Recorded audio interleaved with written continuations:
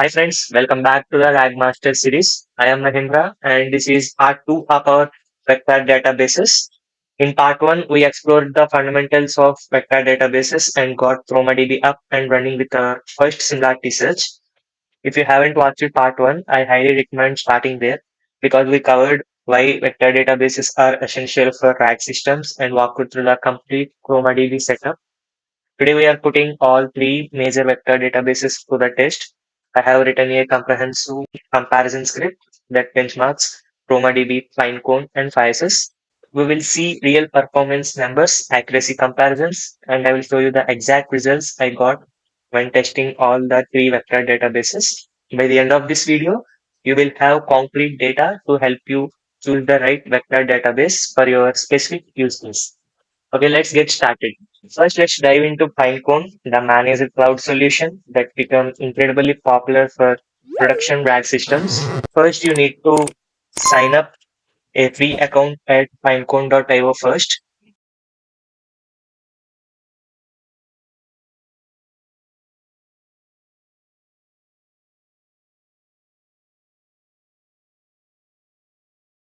I will be providing the link of this website in the description so that you can directly enter this website by clicking it. First, click on login.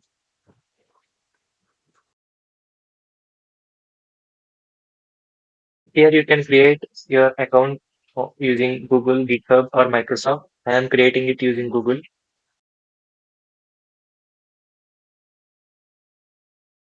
Okay. After creating your account, go to API keys and click on create API key. Give any default name. I will be giving here tutorial and click create key. There we go. The API key was created. So just copy the key and click close. Come back to our VS Code, create a .env file and add our API key here.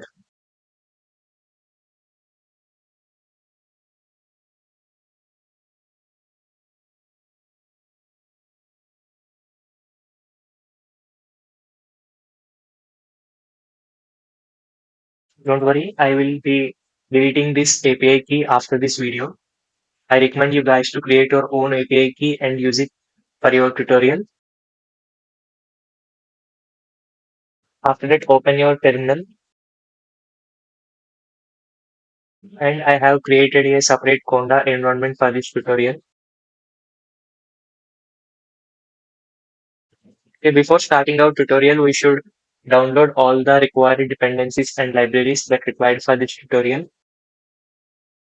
The first one is Pinecone and the second is sentence transformers. We will be using it for encoding the embeddings for our sample documents and python.nb to get access to the API key that was saved in our environment variables.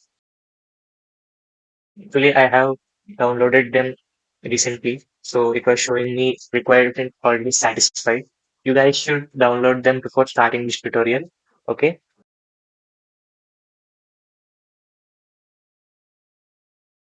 Okay, let's start with importing the necessary libraries. First, we will be importing the Pinecone.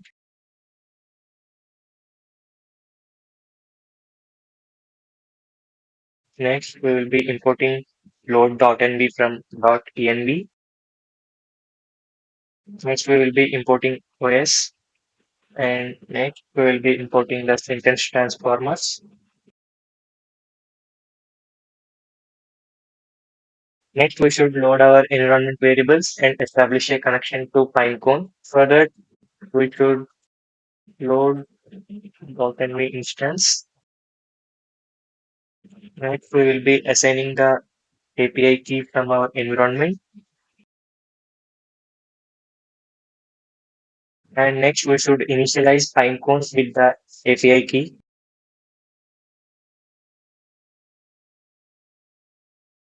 The next step is index configuration and creation. We should configure or create our vector index with appropriate dimensions, name if it does not exist. And we are using a serverless setup on AWS for cost effectiveness and scalability.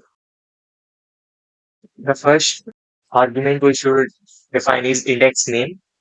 And keep in mind that index name should be strictly in lowercase. Next, we will be specifying the dimension as 384 because we are using sentence transformers and it will generate a embedding of dimension 384. Next, we will check and create index using serverless spec.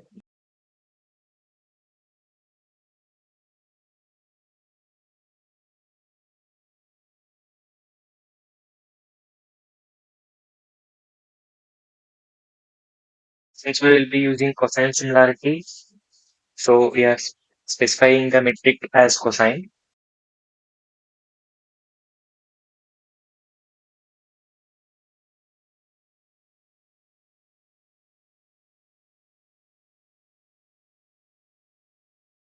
So you can see our index is created successfully. Now let's connect to the index.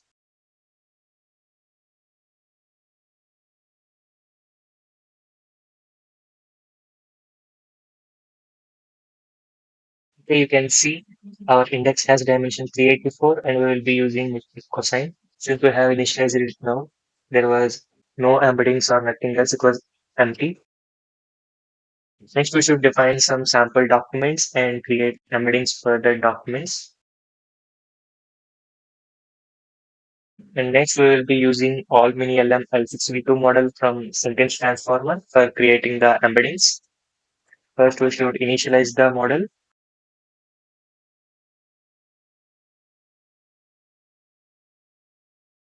Next, we should create the embeddings for all our documents.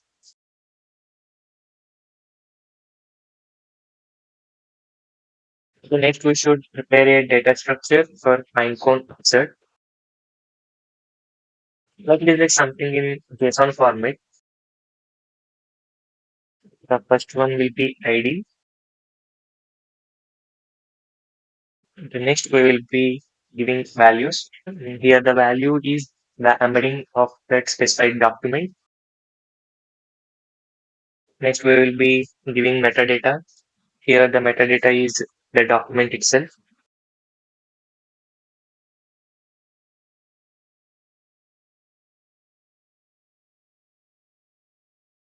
Next we should upsert vectors to Pinecone index. For that we will be using dot upsert function.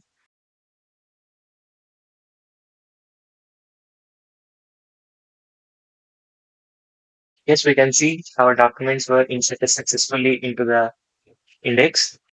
We can check it by using the same function as we defined before. Yeah, you can see here the total vector count is 10.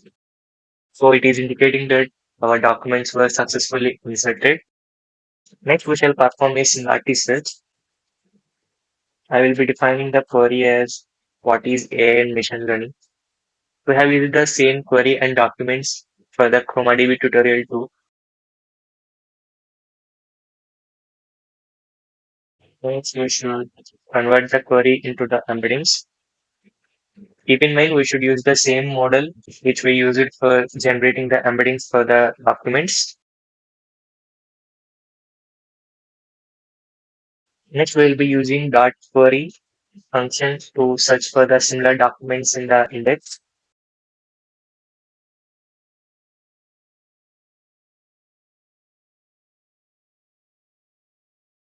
And we will be returning the top three results and also include the metadata too. That's it. It's the function for the search results. Now we should print the results.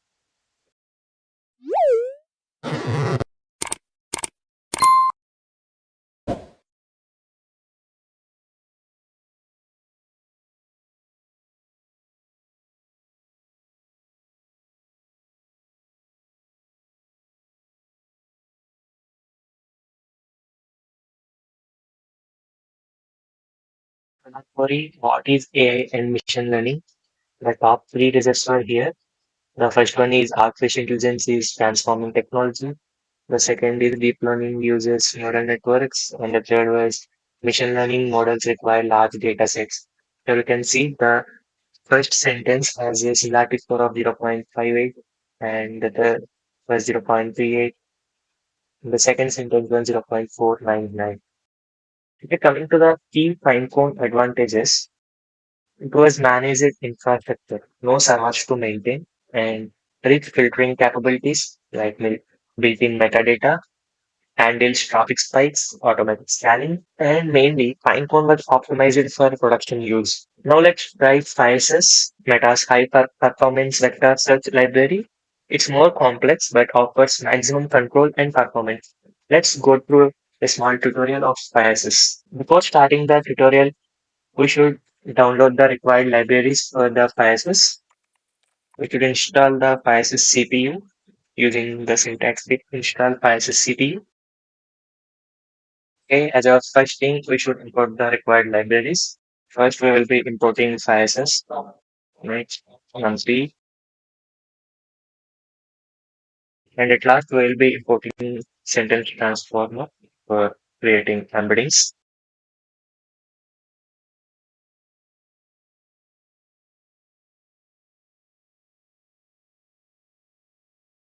The second step is defining the documents. I will be using the same documents we have used for Pinecone tutorial. Next, we should initialize the embedding model and generate embeddings for these documents.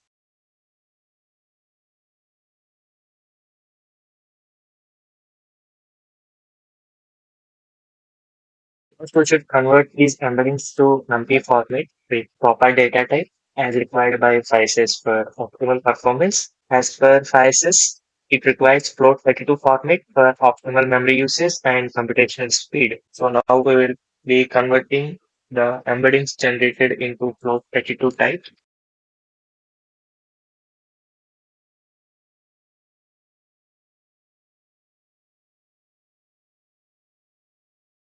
So you can see the shape of our embeddings is 10, 384.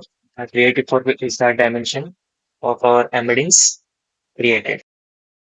Next, we should create a FAISS index using inner product similarity, which is equivalent to cosine similarity when vectors are normalized.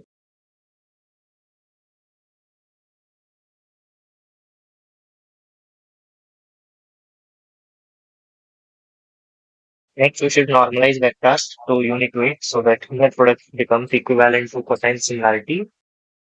For that, we will be using FAISS dot normalize. And at last, we should insert all normalized embeddings into the FAISS index for fast retrieval.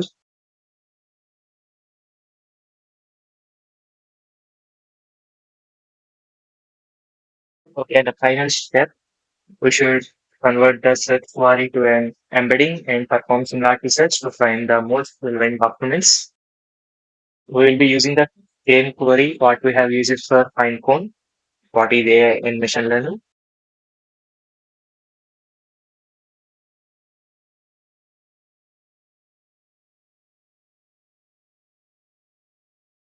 For the query also, we should convert into float32 type and then we should normalize it.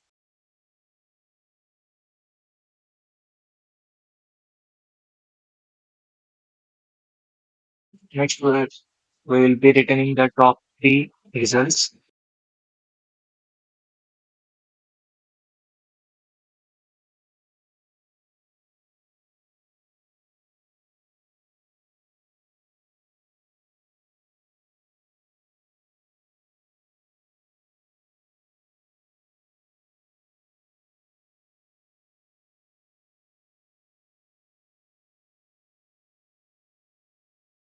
As you can see, the top three results were the first one was artificial intelligence is transforming technology. Second is deep learning uses neural networks, and the last machine learning models require large data sets. So you can see here for the Pinecone, the final results were the same as we received for the FAISS. There is a slight difference in the scores when compared to Pinecone and FAISS.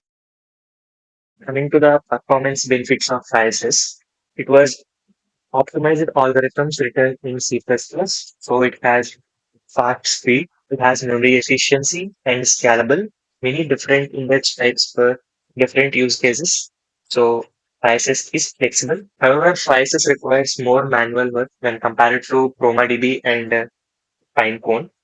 We had to handle normalization, data types, and there is no inbuilt metadata support for FAISS. Now, here is where it gets really interesting. I have written a comprehensive comparison code for comparing all the three vector databases with same sample documents and some test queries. Let me show you the actual results I got.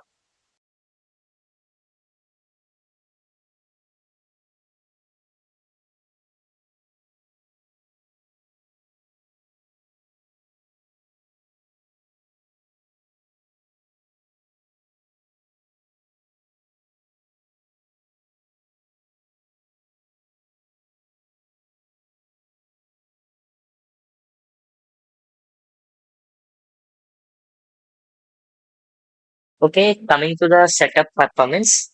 Looking at the setup times, we can see some drastic differences. FAISS completed the setup in 0.010 seconds, and ChromaDB completed setup in 0.537 seconds. But while coming to the setup of Pinecone, it was completed in 30.388 seconds. It was took pretty large time when compared to ChromaDB and FAISS. And when we compare such performance benchmarking, there is where the rubber meets the road. I ran 100 identical searches on each database. So the benchmarking for FAISS was quite fast when compared to ChromaDB and Pinecone.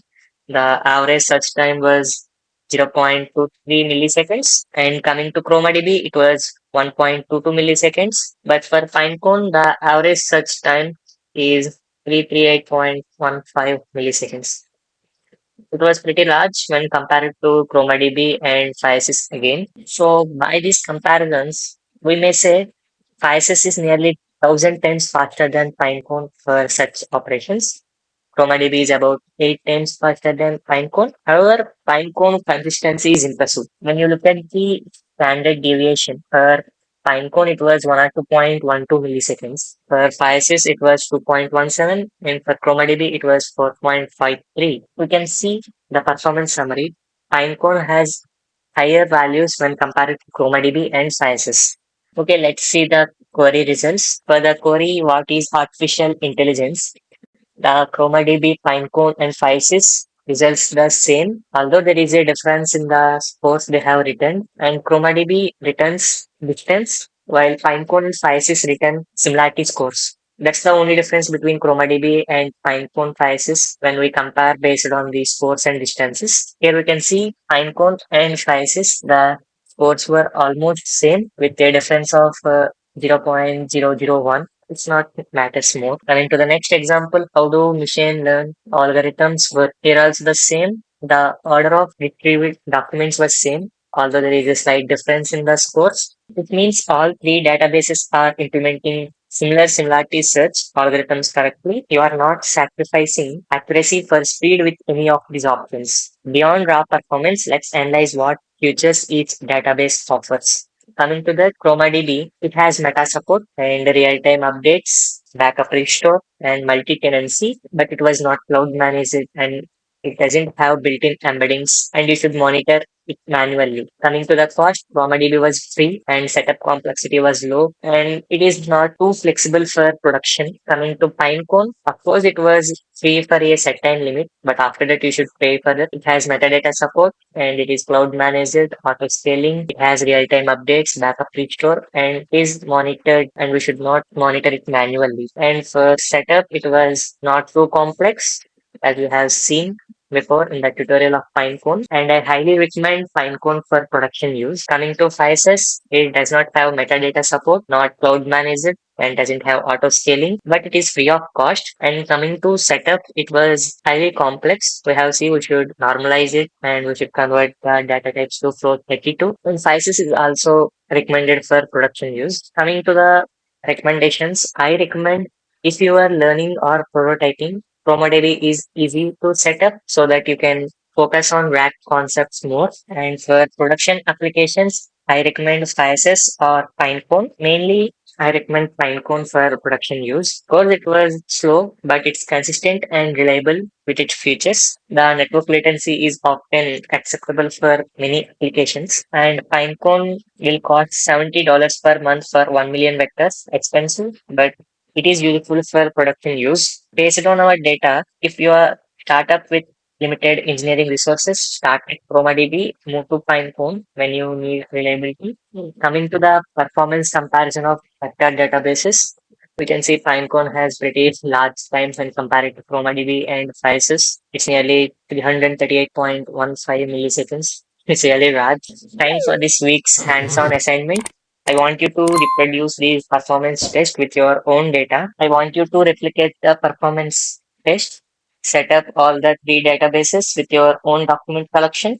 Use at least 50 documents, more than 20 for better benchmarks. Run the same performance comparison I shown, and next test with your domain specific data. Use documents relevant to your field. Okay. See if the ranking consistency holds with your data to note any differences in the performance with the different document types. Next, start with 50 documents, then try 500. See how performance degrades with each database. And next, test the network latency. Then share your results in the comment. Did you get similar performance ratios, or which database surprised you the most, any setup challenges you encountered, and your final recommendation for your use case. The comparison code is available in our GitHub repository, so don't hesitate to check the GitHub repo. I will be providing the GitHub repo link in the description. And in our next video, we are building our first complete tag system using these databases. You will see how the performance difference translates to real user experience, and we will implement the full pipeline from